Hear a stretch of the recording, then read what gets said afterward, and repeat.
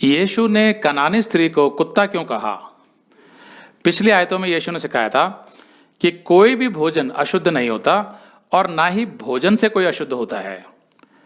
अब आज की जो आयतें हैं वे अक्सर बाइबल के आलोचकों द्वारा इस्तेमाल की जाती हैं यीशु और बाइबल को बदनाम करने के लिए, क्योंकि इनमें यीशु ने एक कनानी स्त्री को कुत्ता कहा।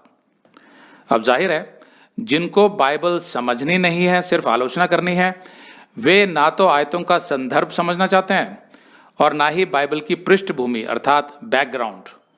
इसलिए उनसे तर्क करना मुश्किल है, क्योंकि वे तो कहीं से भी कोई आयत उठा लेंगे और कहेंगे कि देखो यहाँ तो ऐसा लिखा है, वहाँ तो वैसा लिखा है। अगर आप उन्हें समझाना चाहेंगे तो वे आपकी बात ही नहीं सुनेंगे। इसलिए बेहतर तो यही होगा कि ऐसे लोगों को आप ज़्यादा समझाने की कोशिश ना करें, क्योंकि समझाया उसी को जाता है जो कुछ समझना चाहता हो।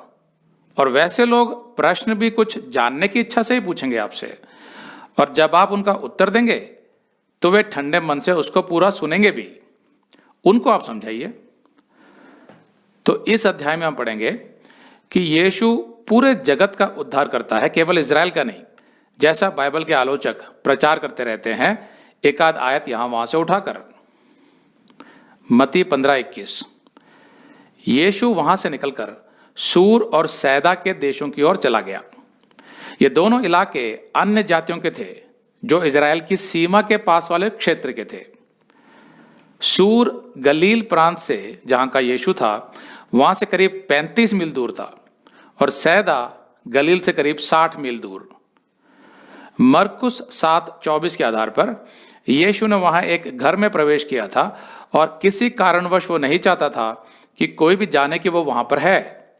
लेकिन फिर भी एक कनानी स्त्री को यीशु के वहां होने का पता चल गया और वो यीशु से मिलने वहां आ गई। 22। और देखो, उस देश से एक कनानी स्त्री निकली और चिल्लाकर कहने लगी, हे प्रभु दाऊद के संतान, मुझ पर दया कर, मेरी बेटी को दुष्ट आत्मा बहुत सता रहा है। पर यीशु ने उसे कुछ उत्तर ना दिया, और उसके चेलों ने आकर उससे विनती कर कर कहा, इसे विदा कर, क्योंकि वह हमारे पीछे चिल्लाती आती है। ये स्त्री कनानी थी, मतलब जिस इलाके की वो थी उसको प्राचीन समय में कनान कहा जाता था, और वो कनानियों की वंशज थी। तो वो यहूदी नहीं थी, बल्कि अन्य जाति की थी। शिष्य अब तक यही सोचते थे कि यीशु तो केवल यहूदियों के लिए आया है जो उनका मसीहा है, और यहूदियों में एक अहंकार था कि वो यहोवा के चुने हुए लोग हैं, जिनको यहोवा ने मूसा द्वारा व्यवस्था दी थी, और इसीलिए वे अन्य जातियों को नीची नजर से देखते थे, क्योंकि उनके पास मूसा की व्यवस्था नहीं थी अन्य जातियों के पास।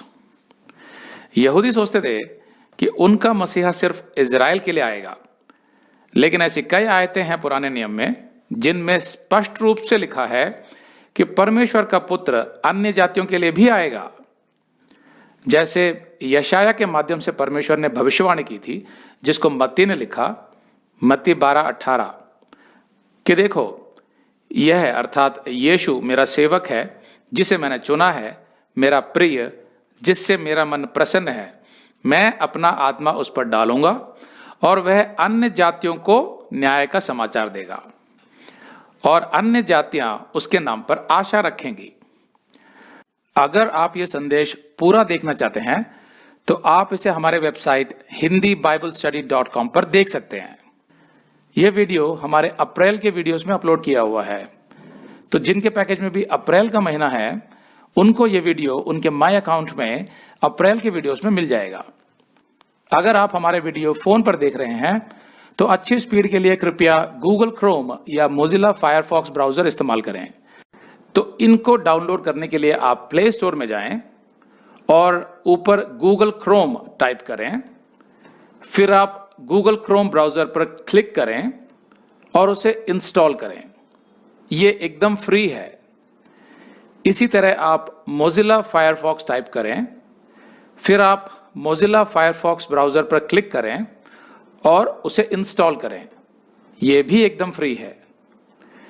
इसके बाद आप गूगल क्रोम ब्राउजर को क्लिक करके उसे खोलें और उसमें hindiBiblestudy.com टाइप करें, मतलब पूरा hindiBiblestudy.com एक साथ बिना किसी गैप के, तब हमारा वेबसाइट गूगल क्रोम में खुल जाएगा और आपके वीडियोस अच्छे से चलेंगे।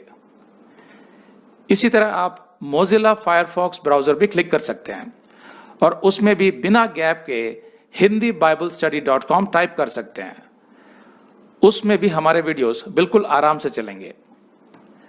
इसके अलावा अगर आप चाहें तो बेहतर स्पीड के लिए आप वीडियो के नीचे बने प्ले बार पर सेटिंग्स का चिन्ह दबाकर 240p 240p सेलेक्ट कर सकते हैं, जिससे आपका बहुत ही कम डेटा खर्च होगा। 240 सेलेक्ट करने के बाद आप वीडियो के बाहर कहीं भी क्लिक कर दीजिए, फिर वीडियो को पीछे ले जाकर शुरू से देखिए। अगर आप हमारे वेबसाइट के विषय में जानकारी हासिल करना चाहते हैं तो आप YouTube पर हमारा संदेश देख सकते हैं, जिसका शीर्षक है एक विशेष सूचना, हमारी मिनिस्ट्री का अगला चरण, second phase of our ministry. उसका लिंक इस वीडियो के नीचे दिया हुआ है।